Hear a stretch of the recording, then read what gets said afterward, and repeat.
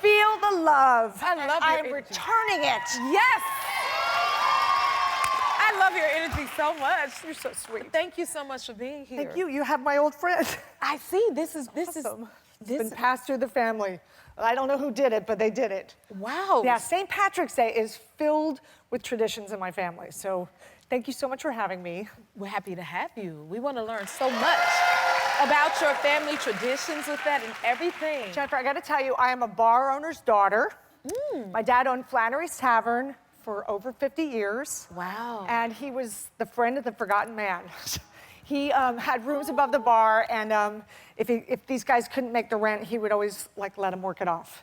So we always had a lot of alcoholics like painting and putting up a shelf. I did not expect you to say that. And also, one time in our he drove our station wagon in front of the bar, and my dad found some guy who broke in and fell asleep. Most guys would call the cops, but not my dad. He gave them a place to live and a job for the next 30 years. He's like awesome. That is so nice. The best. I love that. Yeah. There was a St. Patrick's Day episode on The Office. Oh, yes. Did the writers, right? Y'all, all of these fans. Yeah, I had the best 9 years of my life. It was so fun. And it's fun to like get to celebrate St. Patrick's Day on The Office. And, Right. Yeah. That has to be cool. It was Is cool. it true you kept your waitress job while shooting the show? I did, the first season, because I didn't know if we were going to get picked up. You guys, I was 40 when I got The Office.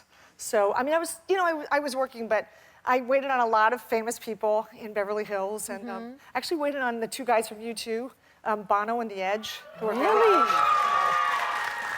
And they're so Irish. And so, like, I'm Irish and I have like some kind of grumpy relative, so, but sometimes Irish people sound grumpy. So Bono sounded a little like, he was like, I'd like a glass of Chardonnay and some French fries. But he was really sweet, actually. That's hilarious. the language. He said, It's good. sounds grumpy sometimes. And so you also lived in Chicago. I did. I started my career there. And I studied at Second City. I worked at Second City. I was there for 5 years. It's the greatest, right? It is.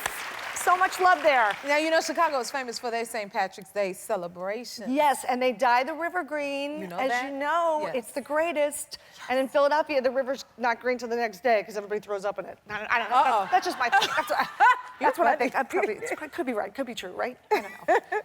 So you brought us some like St. I did. I want to see some of your treats. St. Yes. Patrick's Day treats. You guys, you don't have to drink on St. Patrick's Day. Okay. You don't. I brought some stuff. Look at this. What'd you oh my bring God. us? Hey, nice shirt. Hey, that's my dad's bar. It doesn't exist anymore, but that's it. You're the I best. love Oh gosh. that. Oh my gosh, So this is nice. hilarious. It Okay, looks what like you it's gonna got be for like a us? duck or a chicken. Okay, these are called Irish potato candy. They look like meatballs, but they're candy. They're supposed to be like little potatoes. Is it? And they're made from coconut and cinnamon Okay. and something sweet. So, fingers crossed. What do you think? I like it. This is good. I'm a And you guys, wow. and we also have another tradition. It's a soda bread, but we call it scone, and it's an easy, like Let me your try kids that. can make this too. It's super easy. That's really good. Yeah, it's our neighbor Bridie Egan's recipe. Look, oh my God, these pieces are so big. The history of this is that if my sister Nancy made this for my dad any other day but St. Patrick's Day, he'd say, "What'd you do?" She clearly was making up. She did something wrong. She was trying to suck up. So yeah, but it's really fun. It's great with a cup of tea. It's great for breakfast. It's like it's not too sweet. It's awesome. You can put jelly on it if you want, or. And whose yeah. recipe is it? This is our neighbor Bridie Egan's. She's from Ireland, so she's the best. Okay. Do you want to taste it? Yes, I do. Okay, I they was give you the wondering biggest if we piece were ever. gonna taste it. It's like I the wanna biggest taste it. piece ever.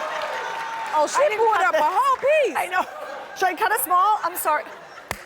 This a big old piece.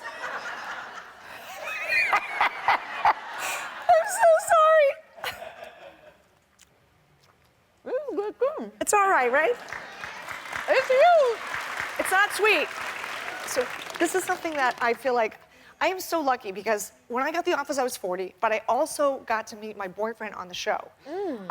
He's a photographer. He was a photographer on The Office, and now he's your photographer. He's right here. Chris is taking our picture. You want some, Chris? Yes! You guys! He's the best. He's famous. He knows everybody. He knows everybody. Everybody knows Chris. They do. He has shot everything for years. Like, he used to shoot Seinfeld. He's the best. He used to shoot the Golden Girls. You guys, so I'm so He lucky. shot the Golden Girls? He shot the Golden Girls. Can you believe it? What? You didn't tell us that, Chris. I know, and Johnny Carson. He's the greatest. And I have to tell you, it's so nice because we didn't start dating right away. I met him, and we didn't start dating until the end of season 2.